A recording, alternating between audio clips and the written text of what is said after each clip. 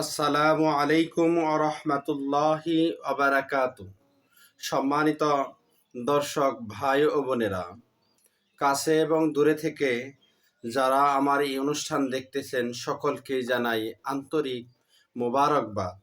আমি মুফতি মোহাম্মদ জহিরুল ইসলাম আপনাদের সামনে নিয়ে এসেছি যে স্বপ্নে শশা সবজি বা সালাদ আকারে আমরা ব্যবহার করে থাকি, খেয়ে থাকি। শশা দেখলে এর কি ব্যাখ্যা হবে? এই ব্যাখ্যাকে আমাদের ভবিষ্যতের জন্য ভালো কিছু বয়ে আনবে নাকি খারাপ কিছু বয়ে আনবে? কিসের ইঙ্গিত বহন করে? আসুন আমরা জেনে নেই নির্ভরযোগ্য কিতাব থেকে।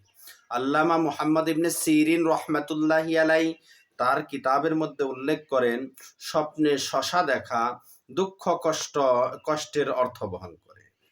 যে স্বপ্নে তা খেতে দেখবে অতি শীঘ্রই এমন বিষয়ে চেষ্টা চালাবে যা সম্পাদন করা তার জন্য কষ্টসাধ্য হয়ে পড়বে। যদি কেউ শশা খেতে দেখে তাহলে এমন কাজ সে শুরু করবে যে কাজ শেষ করা তার জন্য অনেক কঠিন হয়ে যাবে, অনেক কঠিন। বিশেষ করে ফ্যাকাশে রঙের শশা খেতে দেখলে, যদি দেখে যে শশার কালার সাধারণত সবুজ হয়, কিন্তু যদি ফ্যাকাশে দেখে খেতে দেখলে এটা হবেই তার সে যে কাজ শুরু করবে সেটা শেষ করা তার জন্য কষ্টসাধ্য হয়ে যাবে। কেননা খাদ্য বস্তুই আর বক্ষণের অনুপযুক্ত বস্তু রোগের কারণ হয়। বক্ষণ উপযুক্ত বস্তু খাদ্য, আর বক্ষণ অনুপযুক্ত বস্তু হলো রোগের কারণ হয়। ফ্যাকাশে রঙের শশা দেখলে সেটা হলো খাদ্য বস্তুর বা অসুস্থ শশা, তাহলে সেটা অনুপযুক্ত খাদ্যর, এবার এটা রোগের কারণ হয়ে দাঁড়িয়ে থাকে। কিংবা স্বপ্নে যদি ক্ষীরা, যেটা শীতকালীন উৎপাদন হয়, ক্ষীরা কিংবা শশা খেতে দেখলো, স্বপ্নদ্রষ্টার স্ত্রী গর্ভবতী হলে এর ব্যাখ্যা হবে ওই স্ত্রীর মেয়ে সন্তান জন্ম লাভ করবে। সুবহান আল্লাহ, সুবহান আল্লাহ। স্বপ্নে যদি শশা বা ক্ষীরা খেতে দেখে তাহলে তার স্ত্রী যদি গর্ভবতী থাকে তাহলে ওই স্ত্রীর গর্ভে জন্ম লাভ করবে কন্যা সন্তান।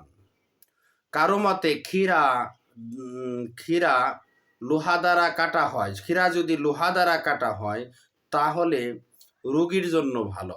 তাহলে যদি স্বপ্নে যদি ক্ষীরাকে লোহা দ্বারা কাটা হয় তাহলে সেটা কেউ যদি রোগী থাকে স্বপ্নে দেখে তাহলে তার জন্য ভালো হবে, কেননা এর দ্বারা তা থেকে কষ চলে যায়। কারো মতে শশা স্বপ্নদ্রষ্টা স্ত্রী গর্ভবতী হওয়ার অর্থ বহন করে। যদি কেউ শশা দেখে তাহলে তার একটি ব্যাখ্যা হলো স্ত্রীও গর্ভবতী হতে পারে। এজন্য আমরা যদি কেউ শশা বা ক্ষীরা এগুলো দেখতে পাই, এগুলো দেখলেই বিচলিত হব না। এর কয়েকটি ব্যাখ্যা আমি বর্ণনা করলাম আল্লামা মুহাম্মদ ইবনে সিরিন রহমাতুল্লাহি আলাইহির তাফসিরুল আহলাম থেকে। এর যে কোনো একটি ব্যাখ্যা আপনার সাথে মিলে যেতে পারে। আল্লাহ তাআলা আমাদেরকে বোঝার তৌফিক দান করুক। সকলের কাছে অনুরোধ থাকবে ভিডিও শেষ করার আগে যে আমার এই ছোট্ট চ্যানেলটি সকলেই সাবস্ক্রাইব করুন, সাথে থাকা বেল আইকন বাজিয়ে দিন এবং লাইক কমেন্ট করে আমাদের পাশে থাকুন।